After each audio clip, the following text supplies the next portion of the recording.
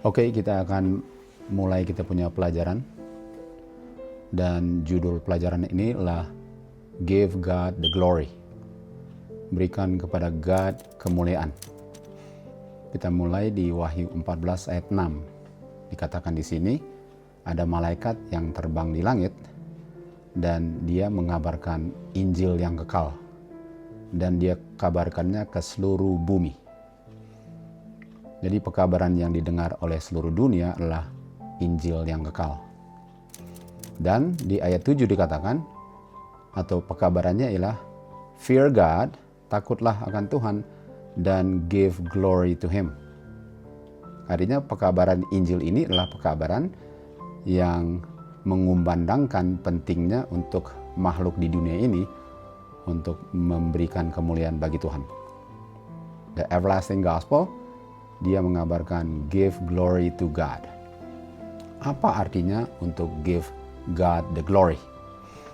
Di 1 Korintus 10 ayat 31 dikatakan, apakah dalam makan ataupun dalam minum, atau dalam apa saja yang kamu lakukan, lakukanlah semua itu untuk kemuliaan Tuhan.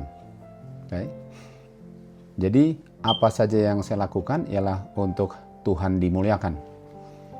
Artinya kalau saya makan dan minum, dan hasil makan dan minum itu Tuhan tidak dimuliakan, artinya saya tidak memuliakan Tuhan, sehingga saya tidak mengabarkan everlasting gospel. Karena everlasting gospel itu adalah Injil yang mengabarkan Tuhan dimuliakan, walaupun dalam hal makan dan minum saya. Apa artinya untuk memuliakan Tuhan? Atau apa artinya untuk menginjil? Di Ibrani 11 ayat 6 dikatakan, tanpa iman mustahil untuk melakukan hal-hal yang berkenan kepada Tuhan. Atau tanpa iman mustahil untuk memuliakan Tuhan. Artinya untuk mengabarkan everlasting gospel ialah untuk beriman.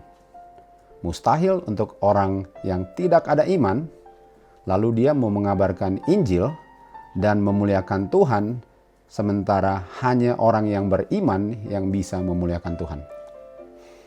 Di Roma 14 ayat 23 dikatakan, apa saja yang kamu lakukan tanpa iman, itu adalah dosa. Artinya untuk melakukan sesuatu hal tanpa iman, ialah dosa. Sementara untuk mengabarkan Injil itu, ialah untuk memuliakan Tuhan, dan hanya bisa kalau orang itu beriman. Artinya untuk tidak beriman, ialah untuk tidak bisa mengabarkan Injil. Atau nggak bisa untuk mengabarkan Injil kalau saya sendiri masih berdosa. Karena apa saja yang dilakukan harus berdasarkan iman. Jadi orang yang masih berdosa, atau orang yang masih tidak memuliakan Tuhan, atau orang yang masih makan dan minum dan tidak memuliakan Tuhan, nggak bisa dia mengabarkan Injil. Bisa dia mengabarkan Injil, tapi pasti nggak ada efeknya. Di Roma 3 ayat 23 dikatakan, semua orang telah berdosa. Artinya semua orang membutuhkan Injil dikabarkan kepada dia. Semua orang membutuhkan iman. Dan orang-orang ini yang sudah berdosa kehilangan kemuliaan. Untuk kehilangan kemuliaan ialah untuk berdosa, untuk tidak beriman. Dan untuk beriman ialah untuk tidak berdosa.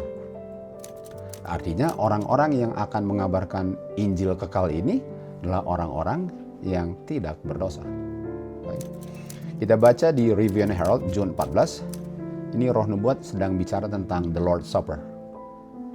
Lord's Supper kita tahu adalah perjamuan kudus bahasa Indonesianya. Jadi ordinance ini atau tata cara The Lord's Supper ini Tuhan berikan bukan semata-mata untuk pengetahuan intelek murid-muridnya. Dan kita termasuk murid-muridnya. Jadi kita nggak bisa menerima atau melakukan perjamuan kudus ini hanya untuk memenuhi kita punya intelek. Intelek itu mengerti begini dan begitu dan bisa jelaskan kepada orang lain. Itu intelek. Tapi the Lord's Supper itu bukan hanya untuk intelek.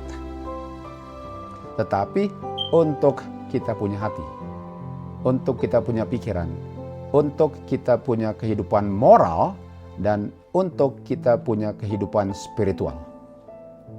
Artinya perjamuan kudus itu untuk benefit kita punya kehidupan spiritual, bukan hanya semata-mata untuk kita punya kehidupan secara intelektual. Artinya kalau pengertiannya bisa dijelaskan dan saya nggak melakukannya, itu intelektual. Karena dengan saya melakukannya, yang diharapkan ialah kehidupan spiritual saya yang berubah. Bukan hanya saya mengerti sementara saya tidak melakukannya. Lalu dilanjut, kalau murid-murid tidak membutuhkan spiritual daripada perjamuan kudus ini, Kristus tidak akan memberikannya kepada mereka. Kalau mereka hanya membutuhkannya secara intelek, Kristus tidak akan memberikannya kepada mereka. Artinya, perjamuan kudus ini diberikan karena murid-murid membutuhkannya secara spiritual. Artinya, untuk makan itu nggak ada gunanya kalau tidak mempengaruhi saya punya spiritual. Nggak bisa, hanya bisa dijelaskan, tapi nggak ada perubahan secara spiritual. Contohnya kita baca di 1 Korintus 11 ayat 26. Dikatakan di sini, setiap kali kamu makan roti ini dan minum anggur ini, sementara kamu nggak mengerti makna daripada roti dan anggur yang kamu minum, kamu tidak layak untuk makan dan minum itu, malahan kamu akan kedapatan bersalah di hadapan Tuhan untuk makan dan minum tanpa mengerti spiritualnya. Walaupun kamu bisa mengerti dan mengajarkan dan menjelaskan kepada orang lain, dia punya intelek. Lalu kita baca di ayat 28, 1 Korintus 11:28, dia bilang, sebelum kamu makan dan minum, periksa diri dulu. Apakah kamu mengerti pengertian spiritualnya yang kamu harus terima benefitnya dalam upacara The Lord's Supper, atau kamu hanya menjalankannya secara intelek? Karena kalau hanya secara intelek dan bisa menjelaskannya hanya secara intelek, kamu makan dan minum unworthily.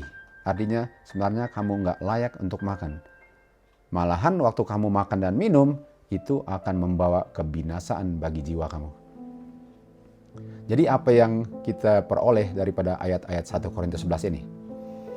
Bahwa untuk mengabarkan Injil, nggak ada gunanya kalau saya bisa menjelaskannya secara intelek dan bisa mengutip ayat sini dan ayat situ, kalau kehidupan saya tidak memantulkan apa yang saya kabarkan. Jadi nggak ada gunanya kalau saya bisa menjelaskan everlasting gospel, kalau dalam kehidupan saya nggak mengungkapkan itu dalam makan dan minum. Karena dikatakan dalam segala hal, dalam makan dan minum, muliakanlah Tuhan. Artinya Rasul Paulus menekankan di 1 Korintus 10 bahwa makan dan minum itu bisa dilakukan tanpa pengertian spiritual. Sementara orang itu secara intelek bisa mengabarkan Injil sementara dia lalai makan dan minumnya karena makan dan minumnya tidak memuliakan Tuhan. Jadi kita baca di manuskrip 173, Miss White menulis seperti ini. Di saat umat Tuhan dimeteraikan di dahi mereka, ini meterai ini bukan meterai yang bisa dilihat. Tetapi meterai ini adalah saya menjadi satu dengan kebenaran secara intelek dan secara spiritual. Kita sudah mengerti orang yang selamat harus diselamatkan karena dia spiritual, bukan flesh. Artinya nggak bisa saya dimeteraikan kalau saya hanya mengerti tentang gospel itu. Sementara gospel itu tidak merubah saya. Apa artinya spiritually? Apa artinya saya mengerti dan dipersatukan dengan kebenaran itu dan dimeteraikan secara spiritual? Di Yohanes 6 ayat 63 dikatakan, spirit, perkataan-perkataan yang aku ucapkan adalah spirit, spiritual, dan life. Artinya untuk mengabarkan Injil ialah untuk mengerti secara intelek pengertian Injil, dan secara life dan pengertian Injil itu diungkapkan dalam kehidupan saya. Itu artinya spiritual. Orang yang dimeteraikan, dia harus mengerti secara intelek dan harus diungkapkan dalam kehidupannya atau spiritualnya, kehidupan atau kenyataan daripada Injil yang benar dia kabarkan.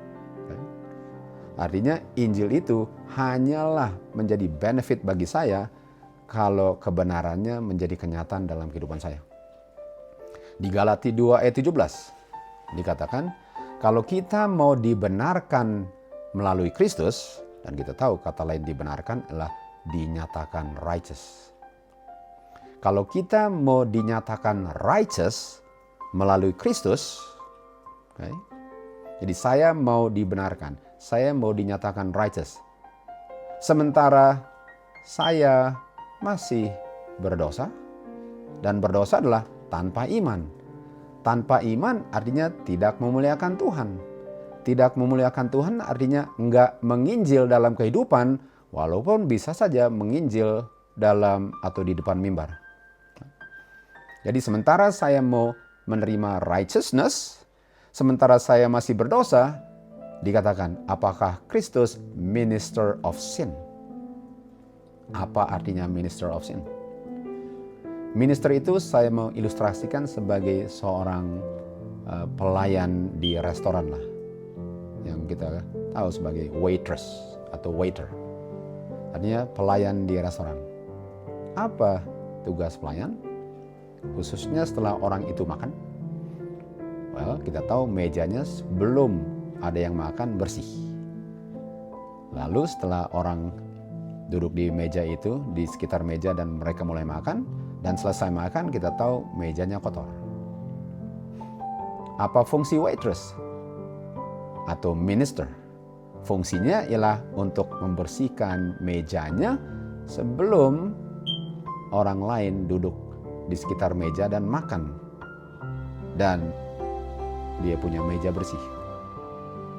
Lalu setelah orang itu makan, kotor lagi. Lalu dia bersihkan lagi mejanya untuk orang lain bisa kotorin lagi.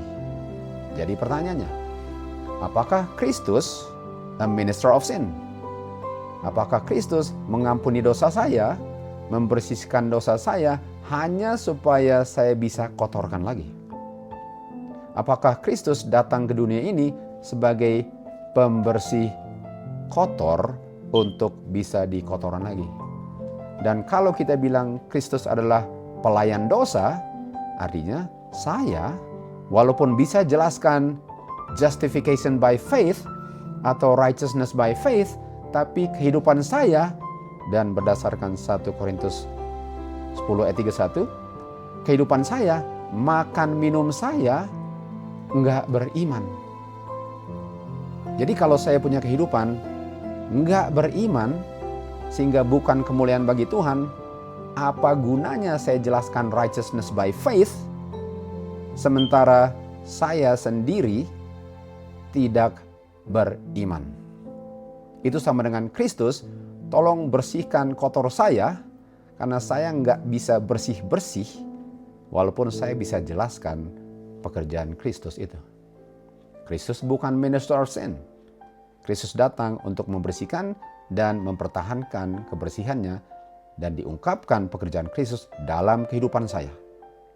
Matius 7 ayat 22 dikatakan, banyak orang di akhir zaman akan bilang, bukankah kita sudah bernubuat di dalam namamu? Sudah mengusir iblis menggunakan namamu. Dan melakukan banyak pekerjaan-pekerjaan yang baik. Menginjil sekalipun. Mengenai justification by faith. Mengenai righteousness by faith. Bukankah kita sudah lakukan semua itu? Ayat 23, Kristus bilang apa? Saya akan berterus terang kepada mereka. Saya tidak pernah mengenal engkau. Kenapa? Karena kamu, sementara kamu menginjil, kamu cetak dosa. karena saya bukan minister of sin.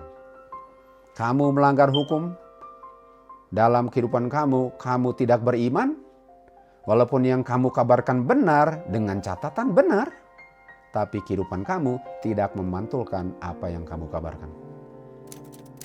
Roma 1:16 katakan, Injil Kristus yang harus dikabarkan dan dikumandangkannya, muliakanlah God, dan hanya bisa dilakukan melalui iman, dan iman itu menerima power untuk menyelamatkan saya untuk tidak berdosa lagi. Dan kalau saya terima Injil dan menerima kuasanya, baru saya bisa secara spiritual menginjil, bukan hanya secara intelek.